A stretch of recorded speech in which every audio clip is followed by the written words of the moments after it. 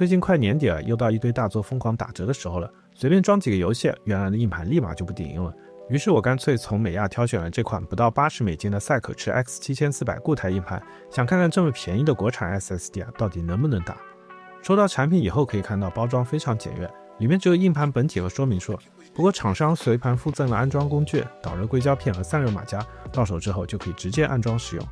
拿出硬盤後可以看到表面有一張塑料貼紙，這張貼紙並沒有導熱作用，加裝馬甲前可以撕掉。官方也承諾正常撕掉正面貼紙並不影響保修。撕開後可以看到這款硬盤採用單面雙顆粒設計，主控使用的是聯馟 MAP1602，這款主控很多廠商都在使用，性能和穩定性都不錯。閃存顆粒方面，根據私隱信息可以查到，它採用是長江存儲232層 3D QLC 顆粒，不過這批顆粒的擦寫壽命已經達到了4000次，所以不用太擔心使用壽命。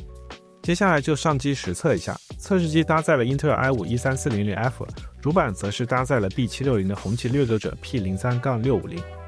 上機後先跑一下峰值速度測試，在 Crystal DiskMark 中，順序讀取為7047兆每秒，順序寫入為6133兆每秒。雖然和官方數據有一些差距，但這主要是因為英特爾平台的 MPS 只有 AMD 平台的一半，因此在 AMD 平台上測出的速度通常会更高一些。而在 ASSD 測試中，結果更接近實際應用場景。X7400 的順序讀取為5309兆每秒，順序寫入為4745兆每秒， 4K 隨機讀取為87兆每秒，寫入為252兆每秒，總分6608分。接下來再用 AttoDisk Benchmark 看一下不同文件大小下的傳輸表現。測試結果顯示 X7400 在 256KB 之後，寫入速度可以穩定在 5.7GB 每秒上下。最後再跑一個 3D Mark 硬盤測試，主要測試硬盤在各種遊戲場景下的表現。X7400 的整體得分是2622分，平均傳輸帶寬445兆每秒，高於 3D Mark 的測試平均水平。